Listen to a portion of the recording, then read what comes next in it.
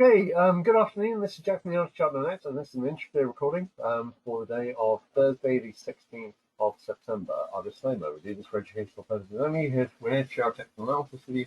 We hope you can do some of what we're doing, learn from it, transfer it to your own charts, and not here to issue trading signals. Right. The reason I'm doing this Intraday webinar is because of this. I was mentioning this morning the possibility that we could form an inverted head and shoulders by pulling back to form a right shoulder. Now on SPX, it's a pretty good setup on ES, and you can see that on pretty easily on the hourly chart here. I was talking about this. This would be the left shoulder, this would be the head, and this would be the right shoulder. And I was talking about it up here this morning, and I was talking about effectively the weekly pivot being the neckline on this pattern, and obviously that is the main resistance, and the daily middle band is there too. So let's have a look. How does that look? I have to say it's pretty nice, very nice actually. Left shoulder, right shoulder. Let's look at the left shoulder and the right shoulder. 44, 44, 45, 70 here, 44, 43, 80 here. That's close. It's an almost flat neckline. That's 44.85, 44.86. This is a nice inverted head and shoulders. Very nice. Chances are we're heading back to the neckline. Don't have to, but we may well be about to. And if we are going to fail from here, then the chances are we're going to break up slightly over that neckline, and then we've got a point of decision. But what I would say here is that point of decision is going to be on Friday. Possibly today, but we're running out of time for today. Chances are that decision is going to be made. We could see a breakup today, in which case the decision could be made overnight. Otherwise, the decision is going to get made tomorrow. Well, I have to say, having a really nice bullish pattern, breaking up from it, clear bull bear scenarios on a Friday isn't something that's been working out much for bears lately. So I'm just warning you that this is here. I'm telling you it's pretty high quality, and I'm warning you that it's Friday tomorrow. And these have been fairly bullish lately. That doesn't mean it needs to go up, and we still do have open targets down as long as resistance holds. But if resistance breaks tomorrow and we see a break back over the daily middle band, we could see that reject back down on Monday. In the absence of that, we would soon be looking at a new all-time high, in my opinion. So we need to be very aware of that. That is the main thing I wanted to talk about this afternoon, and that is set up there, and that is the target for set up there, and it's almost at the retest for this high. It's nice. It is nice, and it could deliver. We will see. If it doesn't deliver, then chances are we're going to see a break up over the week pivot, and then we will have a point of decision, and we'll either reject that, or it'll continue up and probably maybe all-time the all-time high. Let's just have a quick look at the other indices. I mentioned that we had a similar setup on NQ, and we have a beautiful possible inverted head shoulders falling in NQ. It's nice. Left shoulder, right shoulder, resistance to the weak pivot. It is essentially the same setup. RTY. RTY, not really the same setup at all, and we're still testing resistance. I don't think that's broken up yet, but it's got to be pretty close. YM has broken up over declining resistance. How seriously am I taking that? It doesn't have to be that serious. This is a potential bullish break, and of course we do have a potential inverted head and shoulders here, or alternatively just a double bottom. So we do have scope to the upside here. We will see how it goes. All right, just running through other instruments quickly. DX. Hang on.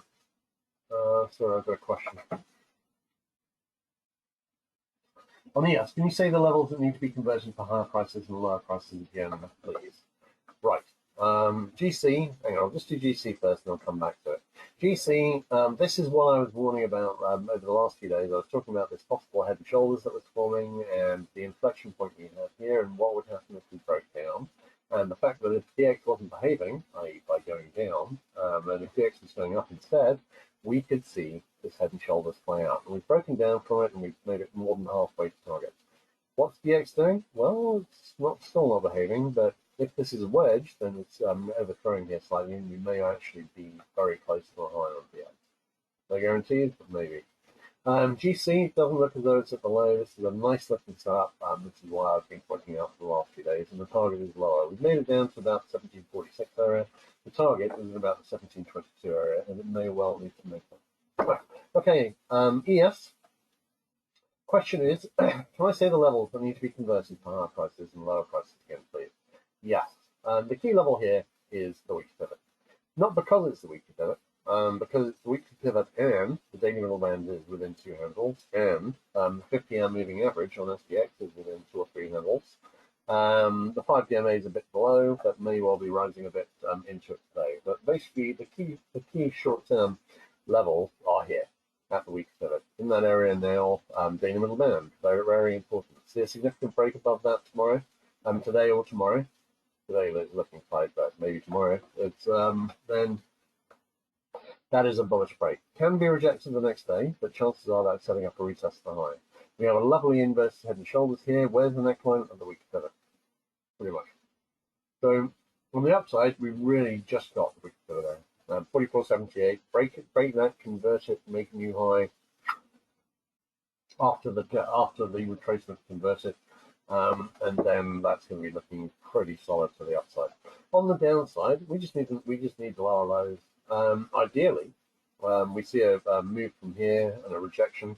Now, normally I'd be looking at a move below the right shoulders is the sign of rejection. But here, of course, we've got very high shoulders, so that's not going to be a lot of use in this instance. But if we get back below the monthly pivot and convert that, chances are we're going well. So certainly we're not going to need a deep retracement that will be part of a reversal pattern forming, because you don't have a head and 3 shoulders, always do. So, but this is setting up beautifully for it. Doesn't have to break up, but my feeling is it's probably going to. Then, because it's Friday tomorrow, we may see the bulls run away with it. Generally speaking, in the past, when I've seen these sort of things set up into a Friday, well, it's not ended that well for the bears. So it may be that we're going to break up from that. Okay, any more questions, guys?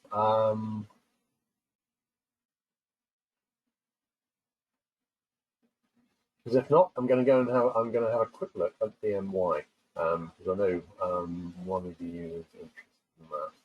So I'm going to run a quick look at that and put it on the recording. No, my pleasure, as always. But I just wanted to make you aware that this pattern was there, because we all need to be aware of it. Okay, let's have a quick. Now I'm going to have a quick look at BMY, just so I've got it on the recording. Because I've had a question about that today. Let's have a look at the levels, and let's have a look at where it is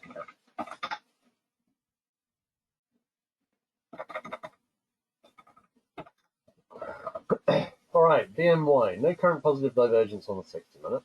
We've been heading lower at some speed. In terms of the support levels, I was looking at this one here. That's broken. That's broken. We're testing the 61 area now.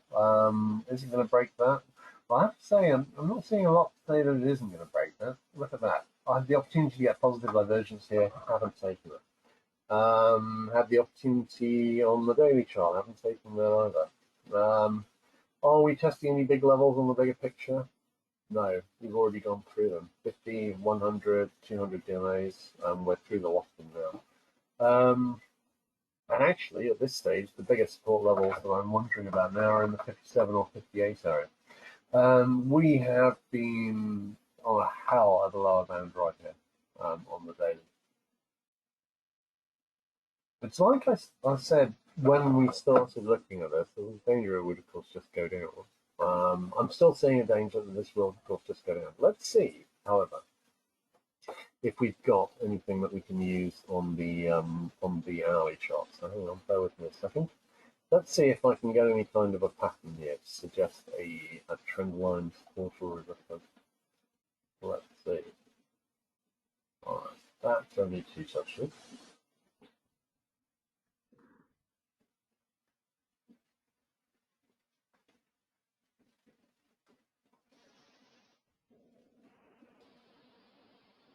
Only 2 touches too.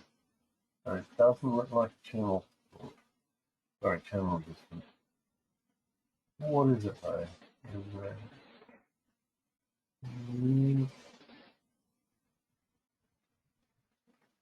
So I'm just seeing if we've got any decent trend lines here anyway. Nothing that's springing to you, I gotta say.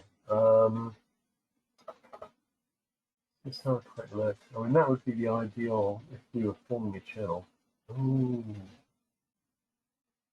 Close. close enough. Yeah. Bear with me a second. That's it. That's the channel. All right. Well, let's have a look. Okay, in that case, we do have something to work with.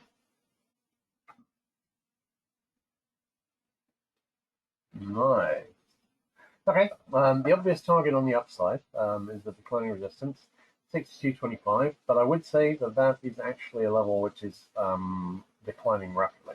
So you spend a couple of days getting there, and it's going to be significantly lower. It is in fact dropping in a day. Hang on 1 second. In a two-day period, it's dropping from 315. It's dropping about 40 cents a day.